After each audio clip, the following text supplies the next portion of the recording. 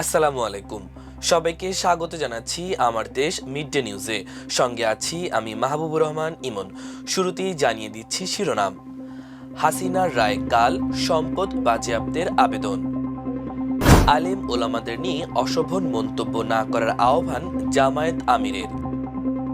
হাসিনার রায়ের দিন মাঠে থাকবে জামায়াত সহ ৮ দল। আচরণবিধি পালনের ওপর নির্ভর করবে সুষ্ঠু নির্বাচন, মন্তব্য সিইসির। ঢাকা আইডিয়াল সিটি কলেজের মধ্যে শান্তি চুক্তি। লিবিয়া উপকূলে ২৬ বাংলাদেশি নিয়ে নৌকাডুবি, ৪ জনের মৃত্যু। ফিলিস্তিনের বাস্তুচ্যুতির বিরুদ্ধে জিরো টলারেন্স ঘোষণা জর্ডান পাকিস্তানের। অনূর্ধ্ব ১৯ নারী দল নির্বাচনে অনিয়মের প্রমাণ পায়নি বিসিবি। শুনছিলেন সংবাদ শিরোনাম, এবার বিস্তারিত। জুলাই আন্দোলনে নিহতের ঘটনায় সাবেক প্রধানমন্ত্রী শেখ হাসিনা সহ ৩ আসামির বিরুদ্ধে করা মামলার রায় আগামীকাল সোমবার ঘোষণা করা হবে। আন্তর্জাতিক অপরাধ ট্রাইব্যুনাল ১ এর বিচারপতি গোলাম মর্তুজা মজুমদারের নেতৃত্বাধীন ৩ সদস্যের বিচারিক প্যানেলে রায় ঘোষণা করবেন। রায় ঘোষণা সরাসরি সম্প্রচার করবে বাংলাদেশ টেলিভিশন। এছাড়া বিদেশি একটি বার্তা সংস্থা সরাসরি সম্প্রচারের অনুমতি চেয়েছে। আন্তর্জাতিক অপরাধ ট্রাইব্যুনালের চিফ প্রসিকিউটর তাজুল ইসলাম জানান, আদালতের কাছে তাদের সর্বোচ্চ শাস্তি চেয়ে আবেদন করা হয়েছে। আদালত সুবিবেচনা প্রয়োগ করবেন। পাশাপাশি শেখ হাসিনা সহ আসামির সম্পত্তি বাজেয়াপ্ত করে জুলাই আন্দোলনে শহীদ পরিবার ও আহতদের ক্ষতিপূরণ দেওয়ার আবেদন করেছে প্রসিকিউশন। রোববার সকালে এই আবেদন করা হয়। আন্তর্জাতিক অপরাধ ট্রাইব্যুনালের প্রসিকিউটর গাজী মোহাম্মদ মনোয়ার হোসেন তামিম এ তথ্য জানান। প্রসিকিউটর গাজী তামিম জানান, রায় ঘোষণার পর হাসিনা সহ আসামিদের বিরুদ্ধে ইন্টারপোলের মাধ্যমে আবারও গ্রেপ্তারি পরোয়ানার আবেদন করা হবে। কোনো বিজ্ঞ আলেম ওলামাকে নিয়ে কোনো অশোভন মন্তব্য না করার আহ্বান জানিয়েছেন জামায়াত ইসলামীর আমির ডাক্তার শফিকুর রহমান। রোববার নিজের ভেরিফাইড ফেসবুক আইডিতে এক পোস্টে তিনি আহ্বান জানান। পোস্টে জামায়াত আমির বলেন, যারা সত্যি জামায়াত ইসলামীকে ভালোবাসেন তাদের প্রতি স্পষ্ট বার্তা, কোনো বিজ্ঞ আলেম ওলামাকে নিয়ে দয়া করে কোনো অশোভন মন্তব্য করবেন না। যদি কেউ এমনটি করেন, ধরে নেওয়া হবে তিনি আসলেই জামায়াত ইসলামীকে কোনোভাবেই ভালোবাসে না। ধন্যবাদ। মানবতা বিরোধী অপরাধের অভিযোগে ক্ষমতাচ্যুত প্রধানমন্ত্রী শেখ হাসিনা সহ ৩ জনের বিরুদ্ধে করা মামলায় সোমবার রায়ের দিন জামায়াত ইসলামী সহ জোটের ৮টি দল মাঠে থাকবে। জামায়াতের সেক্রেটারি জেনারেল মিয়া গোলাম পরোয়ার রোববার ৮ দলের যৌথ সংবাদ সম্মেলনে একথা জানিয়েছেন। শেখ হাসিনার মামলার রায়কে কেন্দ্র করে বাংলাদেশে কার্যক্রম নিষিদ্ধ আওয়ামী লীগের ডাকা লকডাউনকে উদ্দেশ্য করে তিনি এই মন্তব্য করেন। আমরা অতীতের কর্মসূচিতেও মাঠে ছিলাম, এবারও ফ্যাসিবাদের পক্ষে নাশকতার কোনো সুযোগ জাতি দেবে না, তারা এটার সুযোগ পাবে না। আমরা ৮ দল মাঠে থাকব, বলেন মিয়া গোলাম পরোয়ার। প্রধান নির্বাচন কমিশনার এএমএম নাসিরউদ্দিন বলেছেন, রাজনৈতিক দলগুলোর আচরণবিধি পালনের উপর নির্ভর করবে সুষ্ঠু নির্বাচন। রোববার সকালে ১২টি রাজনৈতিক দলের সঙ্গে সংলাপের আগে সূচনা বক্তব্যে তিনি একথা বলেন। তিনি বলেন, সবার জন্য লেভেল প্লেইং ফিল্ড নিশ্চিত করতে চায় নির্বাচন কমিশন। এ সময় নির্বাচনী আচরণবিধি দলীয়ভাবে প্রচারের আহ্বান জানান সিইসি।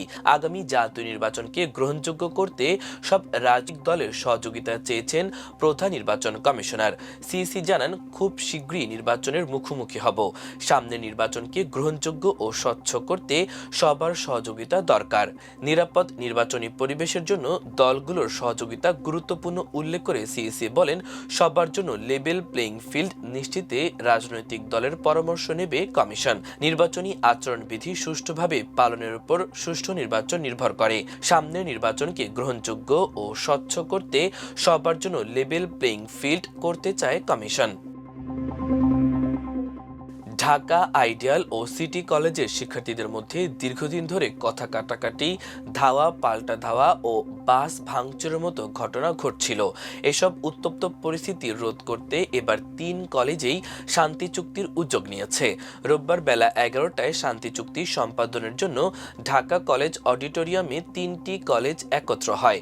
এই চুক্তির উদ্যোগ নিয়েছে ঢাকা মহানগর পুলিশের রমনা বিভাগের নিউ মার্কেট থানা। অনুষ্ঠানে প্রধান অতিথি হিসেবে উপস্থিত রয়েছে করেছেন ডিএমপির রমনা বিভাগের উপকমিশনার মাসুদ আলম। অনুষ্ঠানে সভাপতিত্ব করছেন ঢাকা কলেজের অধ্যক্ষ AKM ইলিয়াস। বিশেষ অতিথি হিসেবে রয়েছেন ঢাকা সিটি কলেজের ভারপ্রাপ্ত অধ্যক্ষ অধ্যাপক কাজী নিয়ামুল হক ও আইডিয়াল কলেজের ভারপ্রাপ্ত অধ্যক্ষ মোহাম্মদ রেজানুল হক। এর আগে ঢাকা কলেজ ও আইডিয়াল কলেজের মধ্যে সংঘর্ষের সমাপ্তি ঘটিয়ে শান্তি চুক্তি হয়। গত 9 নভেম্বর দুপুরে ঢাকা কলেজের আ.ন.ম নজিবুদ্দিন খুররম অডিটোরিয়ামে কলেজের অধ্যক্ষ AKM ইলিয়াসের সভাপতিত্বে এই চুক্তি অনুষ্ঠিত হয়। এ সময় এক কলেজের শিক্ষার্থী অন্য কলেজের শিক্ষার্থীদের ফুল ও মিষ্টি দিয়ে বরণ করে নেন।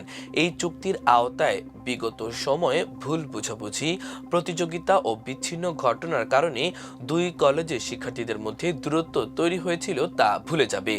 বন্ধুত্ব, সহযোগিতা এবং ভ্রাতৃত্বের শক্তিতে প্রতিশ্রুতিবদ্ধ উভয় কলেজের শিক্ষার্থীরা কোনো দ্বন্দ্ব বা বিবাদে জড়াবেন না। লিবিয়ার উপকূলে অভিবাসী ও আশ্রয় প্রার্থীদের বহনকারী দুটি নৌকা ডুবে কমপক্ষে 4 জন মারা গেছেন। শনিবার এক বিবৃতিতে লিবিয়ার রেড ক্রিসেন্ট জানিয়েছে, বৃহস্পতিবার রাতে উপকূলীয় শহর আল খুমসের কাছে এই দুর্ঘটনা ঘটে। একটি নৌকায় 26 জন বাংলাদেশি ছিলেন, যাদের মধ্যে 4 জন মারা গেছেন। রেড ক্রিসেন্ট আরও জানিয়েছে, দ্বিতীয় নৌকাটিতে ছিলেন 69 জন যাত্রী, যাদের মধ্যে 2 জন মিশরীয় এবং বাকিরা সুদানের নাগরিক। তাদের মধ্যে 8টি শিশুও ছিল, তবে তাদের বিষয়ে বিস্তারিত জানানো হয়নি। 2011 সালে ন্যাটো সমর্থিত বিদ্রোহের সময় মুয়াম্মার গাদ্দাফির পতনের পর থেকে লিবিয়া ইউরোপে আসা অভিবাসী এবং আশ্রয় প্রার্থীদের জন্য একটি ট্রানজিট রুট হয়ে উঠেছে। বিবৃতিতে আরও বলা হয়েছে, উপকূলরক্ষী এবং আল কুসম বন্দর নিরাপত্তা সংস্থা উদ্ধার অভিযানে অংশ নিয়েছে। শহরের পাবলিক প্রসিকিউশনের নির্দেশে লাশগুলো সংশ্লিষ্ট কর্তৃপক্ষের কাছে হস্তান্তর করা হয়েছে। এর আগে বুধবার আন্তর্জাতিক অভিবাসন সংস্থা জানায়, লিবিয়া উপকূলে একটি রাবার নৌকা ডুবে যাওয়ার পর কমপক্ষে 42 জন অভিবাসী নিখোঁজ হয়েছেন। তাদের মধ্যে কেউ আর বেঁচে নেই বলে আশঙ্কা করা হচ্ছে। জর্ডানের বাদশাহ আবদুল্লাহ ও পাকিস্তানের প্রধানমন্ত্রী শেহবাজ শরীফ অবরুদ্ধ গাজা থেকে ফিলিস্তিনিদের বাস্তুচ্যুত করার যে কোনো পরিকল্পনার ক্ষেত্রে জিরো টলারেন্স ঘোষণা করেছেন। 2 দিনের রাষ্ট্রীয় সফরে পাকিস্তানে রয়েছেন জর্ডানের বাদশাহ আবদুল্লাহ। পাকিস্তানের প্রধানমন্ত্রীর কার্যালয় থেকে দেওয়া এক বিবৃতিতে বলা হয়, উভয় নেতা যুদ্ধ পরবর্তী গাজা থেকে ফিলিস্তিনিদের স্থানচ্যুতি নিয়ে যে কোনো পদক্ষেপের বিষয়ে কোনো ছাড় না দেওয়ার বিষয়ে একমত হয়েছেন। 2 নেতা গাজা যুদ্ধবিরতি ও শান্তি পরিকল্পনায় যুক্তরাষ্ট্রের সঙ্গে কাজ করার 8টি মুসলিম সংখ্যাগরিষ্ঠ এবং আরব দেশের মধ্যে সমন্বয় বাড়াতে সম্মত হয়েছেন। এর মধ্যে রয়েছে গাজা একটি নতুন শাসন কাঠামো প্রণয়ন এবং ইসরায়েলি হামলায় ধ্বংসপ্রাপ্ত উপত্যকার পুনর্গঠন। 2023 সালে অক্টোবর থেকে গাজায় ইসরায়েল প্রায় 70,000 ফিলিস্তিনিকে হত্যা করেছে, যাদের বেশিরভাগই নারী ও শিশু।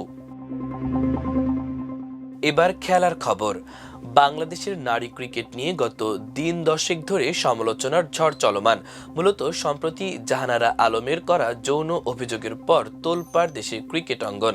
একই সঙ্গে নারী ক্রিকেট নিয়ে সম্প্রতি উঠে আসা বিভিন্ন অভিযোগের মধ্যে এটি ছিল অনূর্ধ্ব 19 দল নির্বাচনে অনিয়ম, যার সপক্ষে প্রমাণ মেলেনি বলে জানিয়েছে বাংলাদেশ ক্রিকেট বোর্ড। শনিবার এক সংবাদ বিজ্ঞপ্তিতে বিসিবি জানায়, সেখানে তারা কোনো অনিয়ম পায়নি। গত 17 সেপ্টেম্বর অনূর্ধ্ব 19 দল নির্বাচনে অনিয়ম নিয়ে অভিযোগের ভিত্তিতে তদন্তের জন্য বিসিবিকে চিঠি দিয়েছিল জাতীয় ক্রীড়া পরিষদ। ওই সময় চিঠি পেল বিসিবি সংশ্লিষ্ট প্রতিটি বিভাগ নির্বাচনী কার্যক্রমে ব্যস্ত ছিল। প্রসঙ্গত, গত 6 অক্টোবর নির্বাচনের মাধ্যমে দায়িত্ব গ্রহণ করে আমিনুল ইসলাম বুলবুলের নেতৃত্বাধীন বিসিবির নতুন কমিটি। বিবৃতিতে বিসিবি জানিয়েছে, চিঠি পেল বোর্ডের সর্বশেষ নির্বাচন পূর্বক ও তৎপরবর্তী জটিলতায় তদন্ত সম্ভব হয়নি। তবে নতুন বোর্ড গঠনের পর অভিযোগ পর্যালোচনা করে তারা কোনো অনিয়ম পায়নি। সংশ্লিষ্ট ডকুমেন্ট পর্যালোচনা করেছে বিসিবি। সেখানে অনূর্ধ্ব 19 দল নির্বাচনে অনিয়মের প্রমাণ মেলেনি। প্রিয় দর্শক, আমাদের মিড ডে নিউজের আয়োজন এই পর্যন্তই। সবাই ভালো থাকুন, সুস্থ থাকুন, আমার দেশের সঙ্গেই থাকুন। নিউজটি ভালো লাগলে চ্যানেলটি সাবস্ক্রাইব করুন। আল্লাহ হাফেজ।